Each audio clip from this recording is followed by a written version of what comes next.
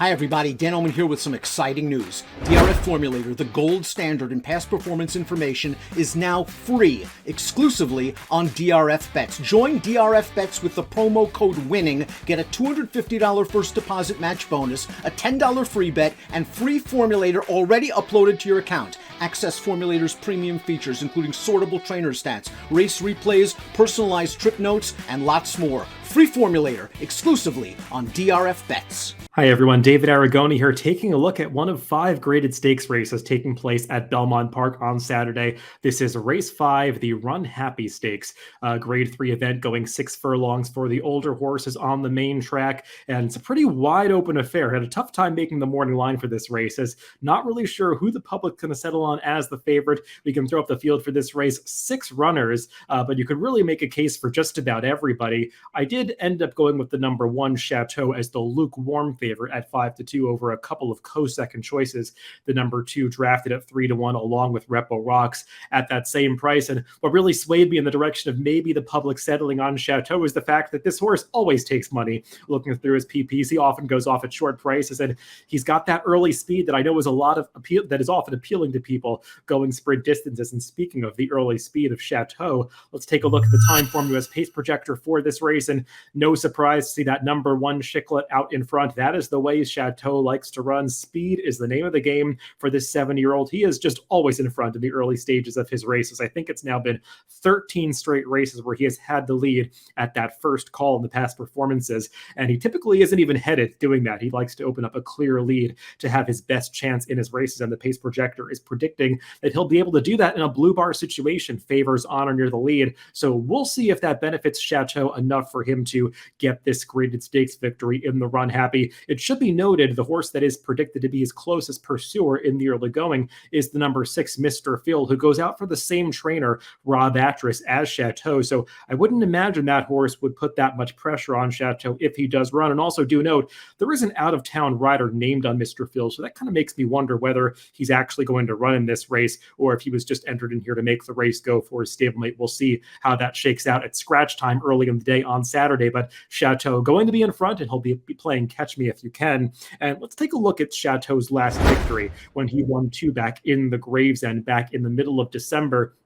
That is him in those Michael Dubb yellow blinkers coming into the stretch on the lead, and he was well rated this day by his rider, Kendrick Carmouche, who was able to steal away with a 47 1/2 mile, which is basically just walking for Chateau, and he's able to sprint through the stretch here to hold all of the closers at bay. This is the ideal situation for Chateau, but he's not always the easiest horse to slow down in the early stages. It was kind of surprising that Kendrick was able to get him to run as slowly in the early stages as he did that day. You see those blue color-coded pace figures in the time form USPPs for that race 2 back. You don't see too much of that scrolling through Chateau's past performances. A lot more red, like what shows up last time when he just went a little bit too fast on the front end in the Tom Fool, but he still had the clear lead that day and got run down by another rival that he's facing again here. So like I said, Chateau just not the most trustworthy type. We'll see if he's able to wire the field breaking from the inside.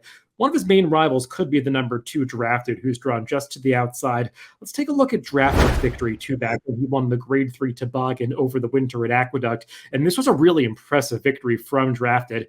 We're picking it up at the top of the stretch, but he had started off this race in last place and made a big sweeping move around the far turn to take the lead by the time they got to the quarter pole. And this gray son of field commission is just going to draw away pretty impressively through the late stages, beating today's rival Repo Rocks, who does wind up second here. This was a dominant victory for Drafted, the best that we've seen from him to date, but it's not like it came out of nowhere.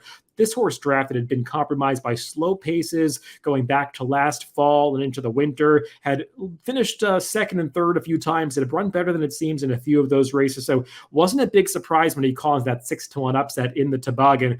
Wasn't as effective last time out, but he was facing much better horses in the grade 1 Carter, Speaker's Quarter, among the best sprinters in the country right now. We saw Reinvestment Risk and Mind Control in action behind Jackie's Warrior at Churchill Downs last week. So those horses were just in a different league than Drafted. And furthermore, you see those blue color-coded time form US pace figures. That was not the right kind of pace situation for Drafted last time. He's got to handle the slight cutback in distance to 6 furlongs, whereas he won that toboggan going 7 furlongs. But he's been effective going shorter in the past, and I just think Drafted makes a lot of sense in this Runhappy. Another horse that achieved a graded stakes victory at Aqueduct over the winter is the number 5 Officiating. Let's take a look at his victory in the Tom Pool back from early March. And he's actually going to be running down Chateau on this day. That is him coming into the stretch 3 wide. Chateau is that horse in the yellow blinkers on the lead. And like I was kind of alluding to when I was talking about Chateau, even when he gets things his own way with a clear lead, sometimes he just throws in the towel in the late stages. And that's what happens here, as Officiating was sitting in the right place at the right time to take over from Chateau, and he's going to run away to about a 5-length victory on this occasion. This was the good version of Officiating. We don't always see that, though, as you take a look at his Timeform USPPs. He's a bit up and down, not the most consistent type. He's achieved a couple of graded stakes victories recently, but hasn't necessarily done so against the best fields. He came back out of that Tom Fool win just 22 days later at Tampa Bay Downs last time and lost as the 7-5 favorite. Had some things working against him with the pace situation. You see those blue color-coded Timeform US pace figures and that red color-coded race rating box indicating it might have been a speed favorite racetrack. So maybe that wasn't the right situation for Officiating, but personally, I just don't totally trust this horse and would need a decent price on him if I was going to support him to back up that Tom Fool victory from 2 back.